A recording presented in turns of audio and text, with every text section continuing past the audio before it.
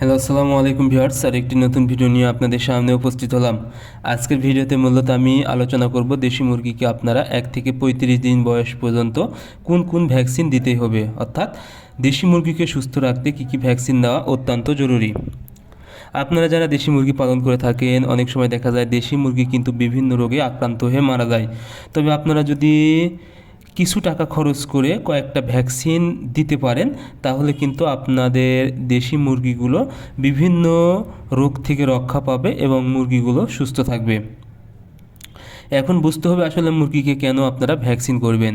Vaccine করার প্রধান কারণ হলো মুরগির বিভিন্ন মারাত্মক রোগ আছে, যেগুলো রোগ যদি মুরগির হয় তাহলে মুরগিকে বাঁচানো প্রায় অসম্ভব, অর্থাৎ এই রোগগুলো থেকে রিকভারি করা যায় না।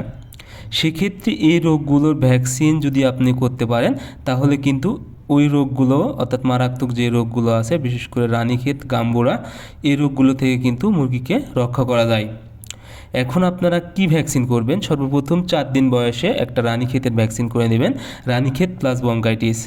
আপনারা কিন্তু অনেক কম দামে পেয়ে যাবেন। যদি উপজেলা প্রাণী সম্পদ অফিসে যান, তাহলে 40-50 টাকার মধ্যে কিন্তু রানীক্ষেতের ভ্যাকসিন পেয়ে যাবেন 100 ডোজ, অর্থাৎ 100টা মুরগি করতে পারবেন। এই ভ্যাকসিনটা যদি করেন তাহলে কিন্তু মুরগির বাচ্চার রানীক্ষেত রোগ হওয়ার সম্ভাবনা অনেকটা কম থাকবে।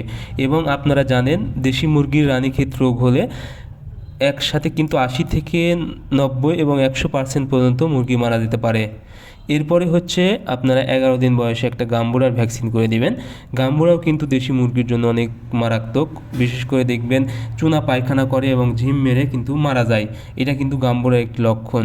সেক্ষেত্রে আপনারা অবশ্যই গাম্বুরা রোগ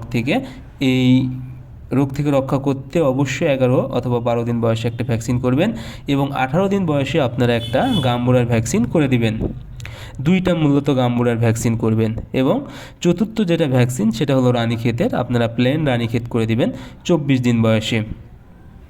এই 4টা ভ্যাকসিন যদি আপনারা 1 থেকে 35 দিন বয়সের মধ্যে করে দিতে পারেন, তাহলে কিন্তু দেশি মুরগির এই রানীক্ষেত এবং গাম্বুরা রোগ থেকে রক্ষা পাবে।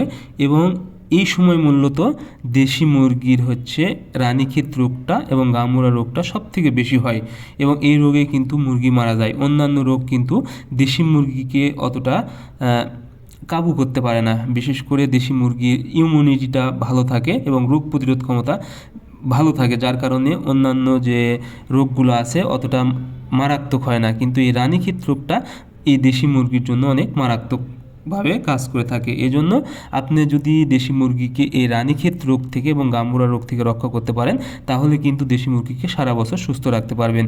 এজন্য এই মুরগিকে সুস্থ রাখতে অবশ্যই আপনারা এই 4টা ভ্যাকসিন করে দিবেন। আশা করি আপনাদের দেশি মুরগি ভালো থাকবে এবং সুস্থ থাকবে।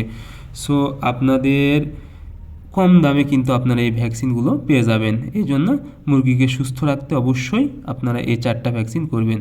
আজকে ভিডিও পর্যন্ত। ধন্যবাদ সবাইকে। আল্লাহ হাফেজ।